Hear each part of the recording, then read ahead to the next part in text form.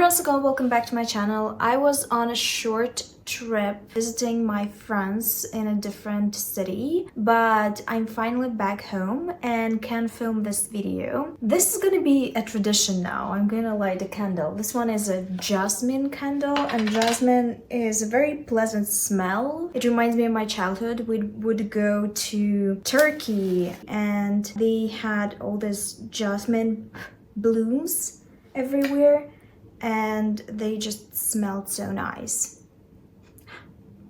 First of all, let me just introduce you to some stats. I'm now on Fable instead of Goodreads, so if you follow me on Goodreads and you are also on Fable, you can follow me on Fable. It's much more fun in my opinion, and they are not even paying me to say it. Fable has some fun stats, and they're telling me that I've read 35 books in 2024, that the average rating of all of the books that I've read in 2024 was 3.9, which is great because I have not read this many and I'm glad I have not wasted my time on bad books. Also, it says that the majority of books that I've read are either in the romance genre or in the mystery genre, and that tracks. That's a whole vibe because I was heavily leaning into the romantic suspense genre in 2024, and I think the trend is going to continue because I'm loving those. If you have any recommendations, as usual, you can leave them in the comments down below. So the book that I want to mention first is, of course, You Should Be So Lucky by Sebastian. We'll know that I love Sebastian. At this point, should I even tell you why? Because if you've been following me for any time at all, you know that she's one of my favorite authors. I just think she's brilliant, and she doesn't know that I exist. It's very sad. This one is a sequel to a book that I also really liked last year. I think it also made it into my best books. And I think it's even better. It gave me more emotional satisfaction, more mental satisfaction, because it had many layers. The book is set in 1960s in New York and follows a rising baseball star named Eddie, who's been transferred from his small team in Ohio to New York and who started to struggle heavily with his game. He's been on all the tabloids, people are making fun of him, they just pressure him and expect too much from him, and he's getting more and more demotivated by the day. He doesn't want to give interviews to the journalists, he doesn't want to talk to fans, he is just homesick and he wants to go back to Ohio. That is until Mark Bailey, who is a recent widower and a journalist, comes into his life. He is asked by his editor to conduct a chain of interviews with the infamous Eddie, and to paint a bigger picture of who Eddie is as a person, not just an athlete. They are very opposite in personalities. Eddie is very happy-go-lucky and in general a lighter spirit, and Mark generally is a grumpier person, but it is also heavily weighing on him that he recently lost a partner to a heart attack, plus his partner wasn't very old, he was in his 40s. Due to the nature of these interviews, Mark and Eddie have to spend a lot of time with each other and have to get to know each other on a deeper level. Eddie has to tell Mark things that he doesn't tell other people often, and in this getting to know each other process, in them developing empathy for each other, they actually fall in love with each other. This was so multi-layered. I loved both of their characterizations. I love their stories. I think Mark's story is definitely sadder. It's definitely more emotional, but I think that both of them were fully fleshed out as characters, and I enjoyed following both of their point of views. I think Sebastian did a really great job with developing grief as an element of the story. It felt like it was very personal, not general. It wasn't as if she typed in how to describe grief into Google and wrote down what it said. The grief that Mark experienced could be only experienced by him and him only because of who he is as a character. The book itself was structured well, but at the same time it didn't fall into the pitfalls of being formulaic and just following the general script of any woman's story. I love them as a couple. As usual, Cat Sebastian is a master of writing chemistry, of writing banter, of making me believe that these characters are supposed to get together. She is just a phenomenal author of romance, and that is what I admire about her. The next book is a complete 180 and is a little outside of my comfort zone because I think it's characterized as a horror, but I wouldn't say that it's particularly scary. It's a little violent. It's a lot violent, but it's violent in Hannibal way, and it reminded me a lot of Hannibal. I think Delilah Dawson definitely saw the show if she's not a fan, but I am suspicious. I think she is a fan because a lot of the elements, they were very in tune, very in the universe of Hannibal and BC. So Bloom is a story about Rosemary, who just broke up with her boyfriend because he was cheating on her and lying through his teeth the whole time. She is not very trusting, she's been hurt before, and she doesn't have the best relationship and the best moral support of others. She's pretty much a loner and she's trying to get her life together, to start anew, to find some magic in her life. So she's building new routines and is going to new places and meeting new people. One day she goes to a local farmer's market and meets a woman named Ash. Ash is perfection. She's pretty, she's handy, she knows everything about everything.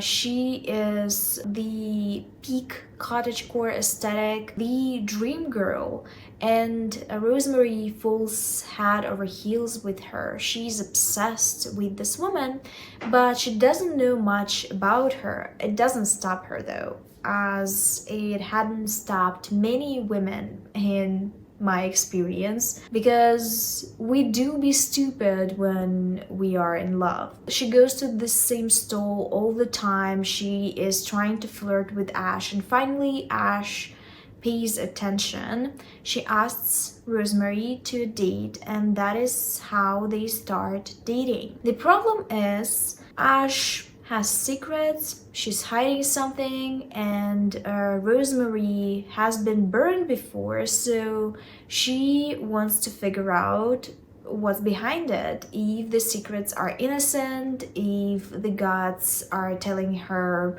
correct things and she needs to run and never look back. This is not a story where you don't know what's gonna happen. You know perfectly well what's awaiting the protagonist. You know that Ash somehow is dangerous and is hiding bad things, but that's not the appeal of the story, in my opinion. The appeal is the waiting when the shoe is going to drop. It's the anticipation of all this dark, bad stuff that is out to happen. It is a similar concept to Hannibal, the show, because we know that Hannibal is a maniac. We know that he is a serial killer. We know that he is a sadist and a psychopath. So it's not a secret to us, the viewers. It's a secret to the characters around Hannibal. In a similar fashion, in this book, we know that Ash is a bad person, but it doesn't suck out the enjoyment out of the book, because it's like walking in a room at night expecting something to happen. The story is visually lush, it's engaging, it keeps your attention. I really love this. It was particularly fun for me, I guess, to see someone not getting the hint. At the end of it, you're just asking yourself, what has to happen for her to get it? I love this. I love this and I recommend it. If you don't like horror, I think you're still going to enjoy it, especially if you like those Hannibal-esque TV shows and books. I do. That is why this is absolutely and undeniably my thing. The next thing that I want to mention is a book series.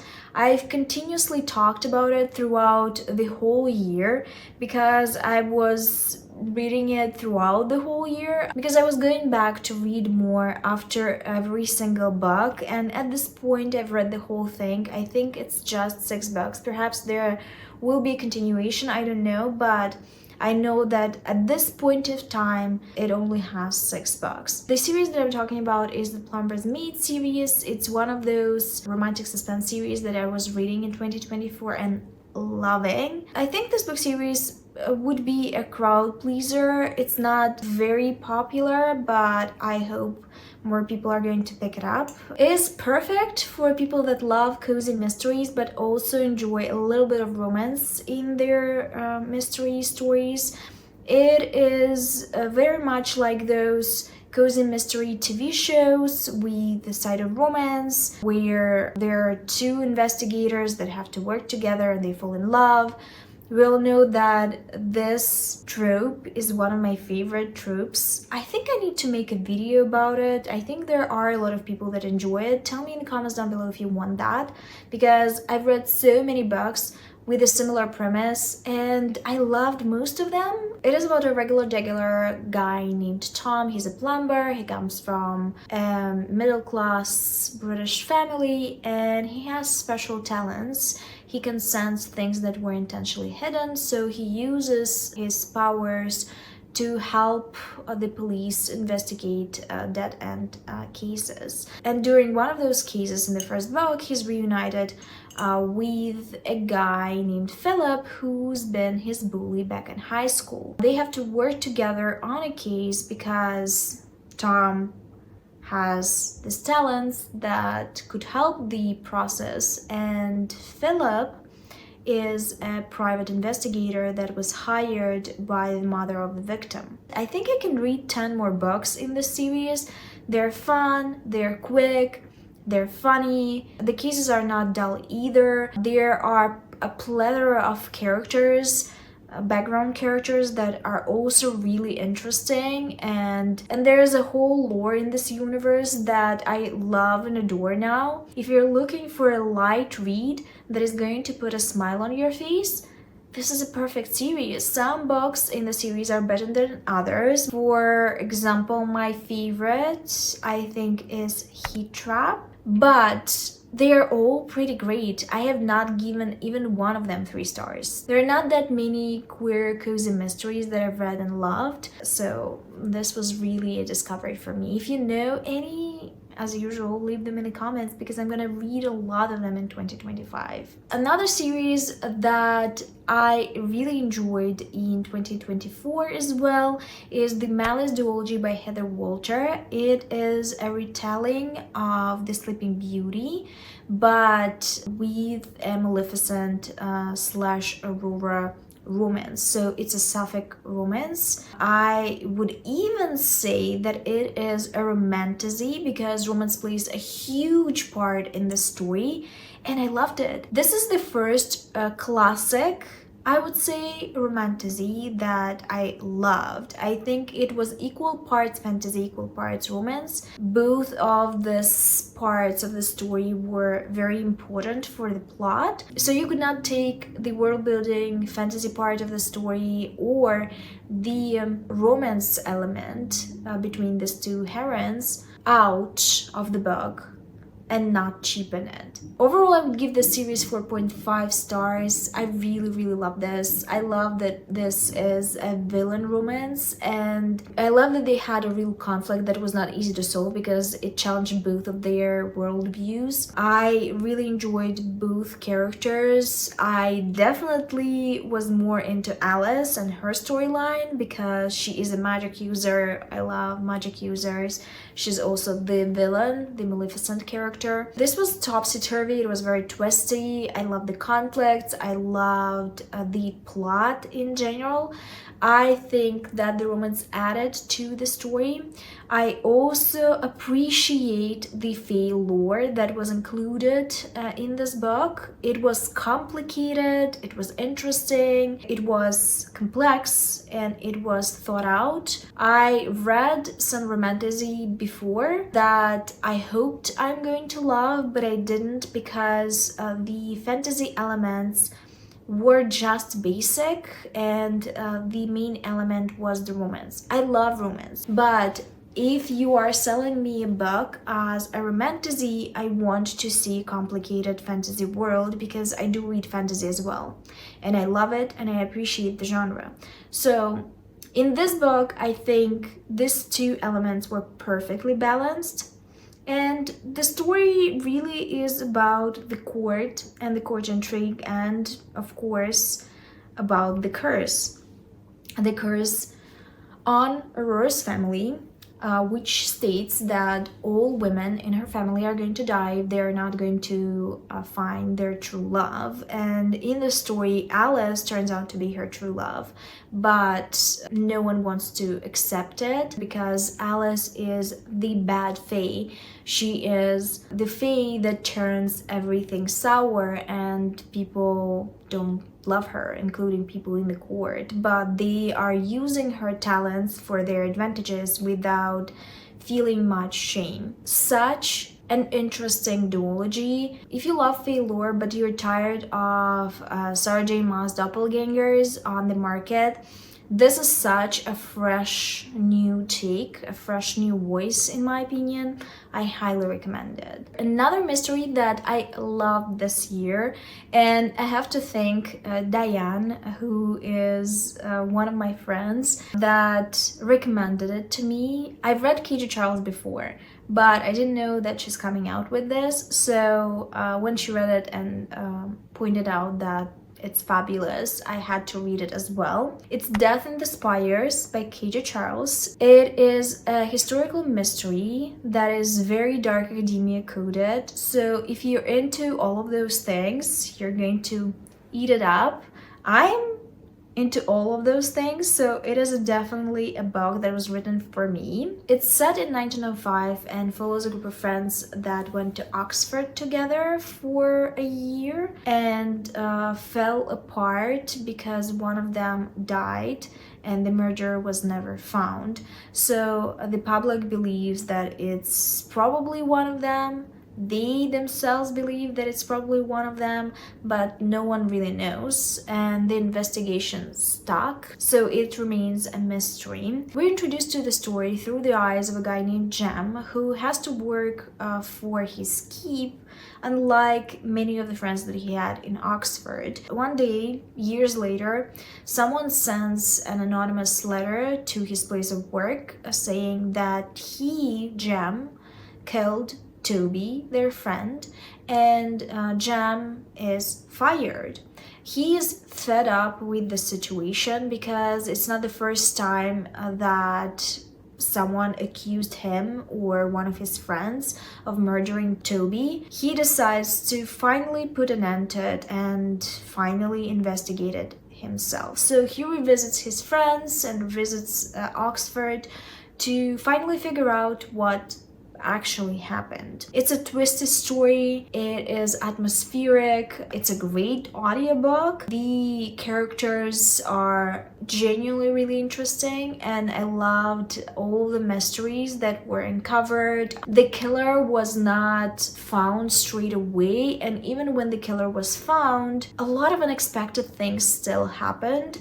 So I was definitely on my toes the whole time. I think it's really well done and I highly recommend it. There is a background queer romance, which was also really interesting, and just generally an interesting dynamic to read about because it wasn't very straightforward. Overall, I don't think the story is on everyone's radar, and there are people like me that love niche things and this blend of genres specifically. So if you're me, if you're literally looking into the mirror when you're watching this video, pick this book up because you're going to love it. And the special mention of today's video is gonna be Class by Stephanie Land. I tend to not read nonfiction books, but I definitely love some of them more than others. If time passes and I still remember them and think about them and things that I've read in them, to me it indicates that they were meaningful. Now, I've seen the Stephanie Land's adaptation, The Meet,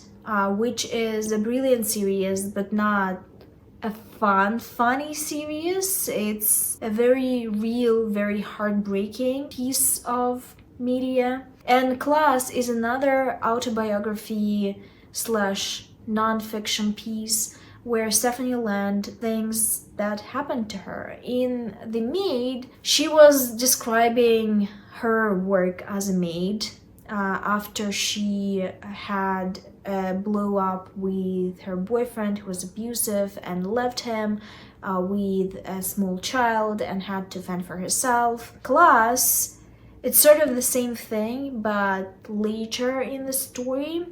And I picked this up specifically because I didn't want to read the same story again, because I knew the ins and outs for most part. Class is interesting because the topic of the story is different. It's not that The Maid wasn't about class, it was about class as well, but the messaging here is more pronounced. It's not just a story about a woman trying to survive an abuser and to build a new life for herself and her child. This story is multifaceted, I would say. It is about trying to land on her feet, trying to get an education as a person that doesn't have much money and doesn't have much prestige, doesn't have the support of others, of her parents, of friends. It is about a mother that is tired but who wants to build a future not just for herself but also for her baby, who's trying to juggle too many things at the same time, who's struggling with feeling selfish for wanting to pursue a career as an author instead of something else, considering that she could pursue a career that is more practical and would definitely feed her baby, who's also struggling with how difficult motherhood is for her